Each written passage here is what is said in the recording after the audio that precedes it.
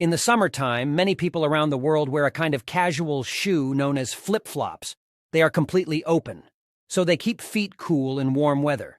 They are also good to wear in the shower, at the beach, or by a swimming pool, anywhere wet.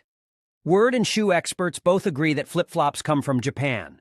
An article in the New York Times explains that after the Second World War ended, Japan increased its production of rubber. Among other things, workers used rubber to make a version of a traditional Japanese sandal, called the zori. Japan exported these rubber zoris all over the world, but the public did not keep the name zori. The rubber sandals became known as flip-flops. Can you hear why? Flip-flop is the sound the shoes make when you walk in them. So that's some information about the flip-flop we wear on our feet. But another way we use the word flip-flop in American English has nothing to do with shoes. When you flip-flop, you completely change your mind on an issue. Not only do you adjust your thinking, but you adopt the exact opposite position. For example, maybe one day you announce to your roommates that you have become a vegetarian. You plan to eat only vegetables, beans, rice, and pasta. But at the end of the week, you make another announcement. You say you've changed your mind, and now you will only eat meat. You have flip-flopped. Word historians say this usage of flip-flop began around 1930 and comes from the world of electronics.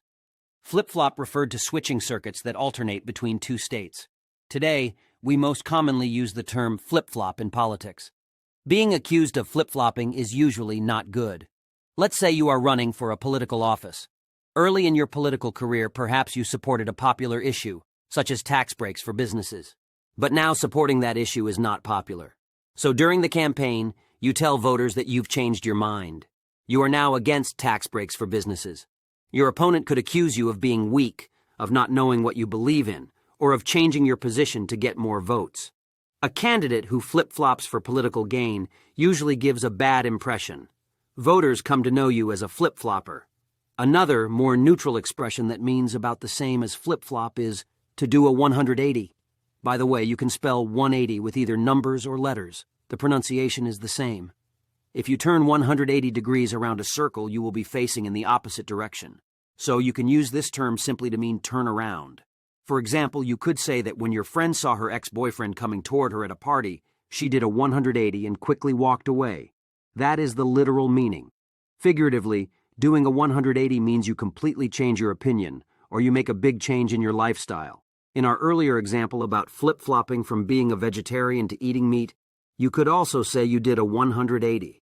That expression sounds less critical than flip-flop. At work, you may not want to say that your boss flip-flopped on an important issue. Saying she did a 180 is more polite. You could also say that she reversed her earlier opinion.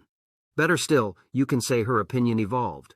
Using the word evolved gives the impression that she changed her opinion over a long period of time and after thinking about it very carefully. In other words, if you do not want to offend someone, you might want to save your flip-flops for the beach.